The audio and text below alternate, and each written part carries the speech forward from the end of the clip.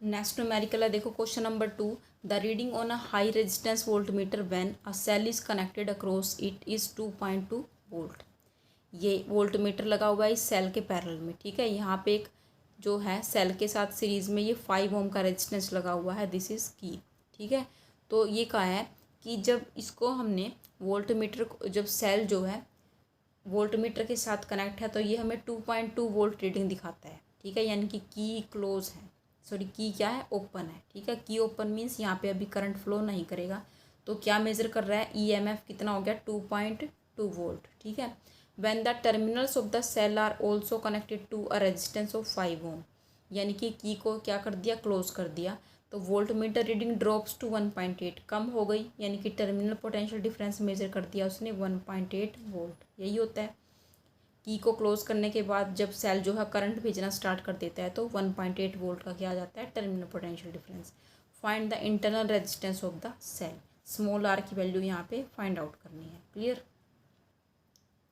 तो स्टार्टिंग में देखो यहाँ पे जो की है वो क्या है, व्हेन की इज ओपन, ओके।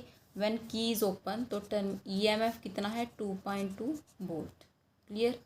जब की को उसने कर दिया क्लोज, की क्लोज करने के बाद terminal potential difference V drops to 1.8 volt, 1.8 volt आ गया, clear.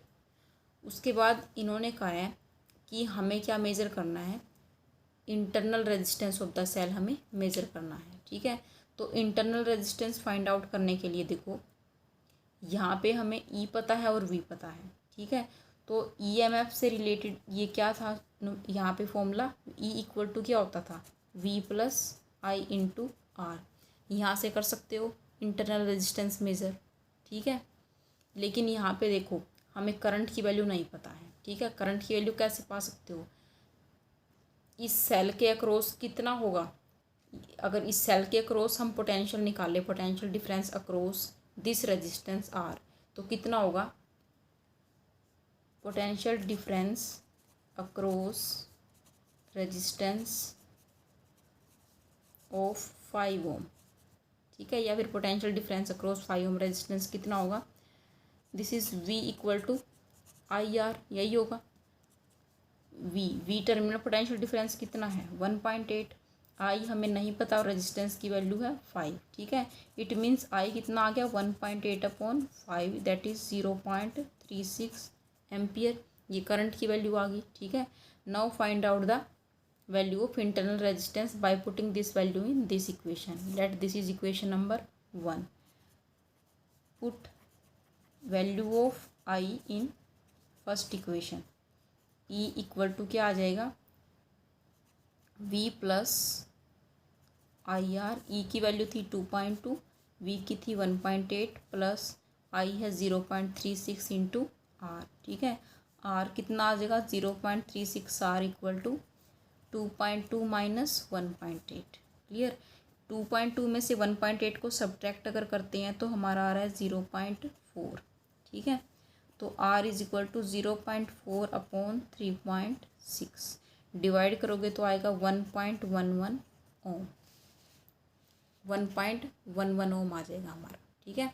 r equal to this, और यही हमें फाइंड आउट करना था, internal resistance of the cell, clear है, ओके। अब एक तो था ये मेथड, ठीक है, थोड़ा सा बड़ा है। अब देखो हमने एक डायरेक्ट फॉर्मूला भी किया था internal resistance of the cell find out करने के लिए। क्या फॉर्मूला था, r is equal to E minus V divide by V into r, ये फॉर्मूला था। इसको क्या लिख सकते हो, E by V minus 1 into r, यही होता था इंटरनल रेजिस्टेंस का। तो इससे भी हम डायरेक्ट आंसर हमारा फाइंड आउट कर सकते हैं। यहाँ पे ई की वैल्यू कितनी है, 2.2, वी की वैल्यू है 1.8, माइनस 1 कर दो और इंटू कितना है रेजिस्टेंस 5, ठीक है। तो पॉइंट अगर हटाते हैं तो ये 22/18 हो जाएगा, ठीक है, इंटू में 5। एलसीएम लोगे 22 minus 18 divide by 18 multiply by 5 आएगा, क्लियर। 22 में से 18 गया 4/18 इंटू 5, ठीक है। ये आ जाएगा हमारा 20/18, ठीक है। जब इसको सोल्व करोगे तो ये हमारा ये भी आना है 1.11 ओम, ठीक है। तो ये बहुत ईजी मेथड है, चाहे तो इसको भी यूज़ कर सकते हो। ओके।